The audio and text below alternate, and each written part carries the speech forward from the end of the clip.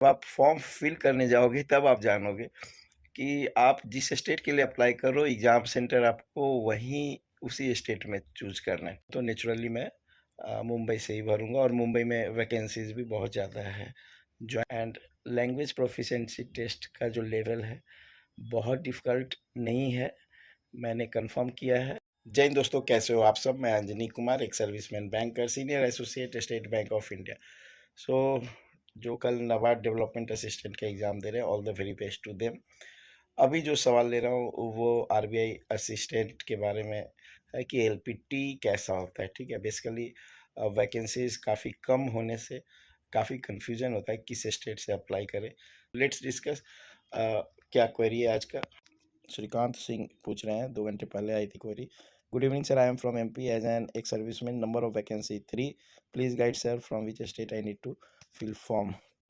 बीनू सिंह पूछ रहे हैं, एक दिन पहले आया था, sir please make a video for latest LPT pattern in exams. Okay, see first of all, बहुत लोग जो फर्स्ट टाइम अपेयर कर रहे होंगे उनको शायद नहीं मालूम होगा।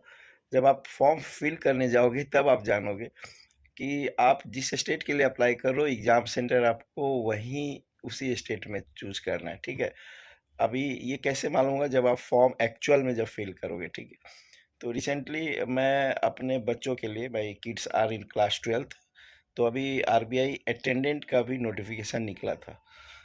तो मैं भी सोच रहा था अटेंडेंट का लैंग्वेज का इशू होगा। मैं मुंबई में रह रहा हूँ, तो मुंबई में तो वैकेंसी अच्छी है, तो मुंबई से भरना चाहिए। लेकिन फिर अगर इन केस एग्ज़ाम क्लियर कर गए फिर एलपीटी में फंस सकते हैं। तो फिर हमने सोचा कि जयपुर से भर देते हैं। ठीक है, हिंदी आती है बच्चों को, हिंदी पढ़ा है इन्होंने 10th तक।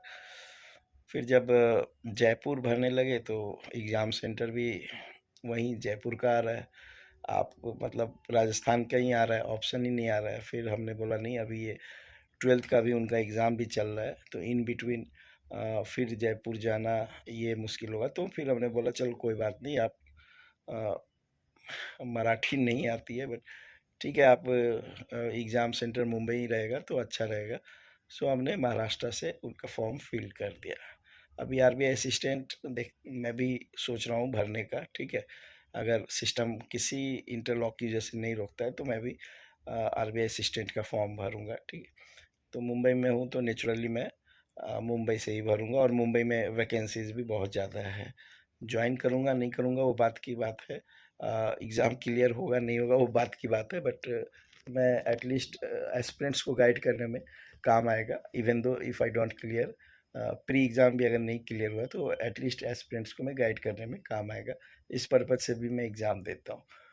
सो मोस्टली मैं यही सजेस्ट करता हूँ कि आपको देखिए, जिस भी स्टेट से आप अप्लाई करोगे वहीं पे आपको प्री एग्ज़ाम होगा, वहीं पे मेंस एग्ज़ाम होगा, वहीं पे आपको एलपीटी अपेयर करना होगा। ठीक है, तो आप अपने स्टेट से ही जहाँ पे इजीली आप एग्ज़ाम दे सको वो ट्राई करो, या फिर बहुत कम वैकेंसीज या आपके कैटेगरी में वैकेंसी नहीं है, कुछ स्टेट्स में ऐसे भी है, तो आप नेबरिंग स्टेट जहां आप एग्ज़ाम सेंटर पहुंच सको, ठीक है, with in 24 hours, with in 12 13 14 15 hours, ऐसा देखो।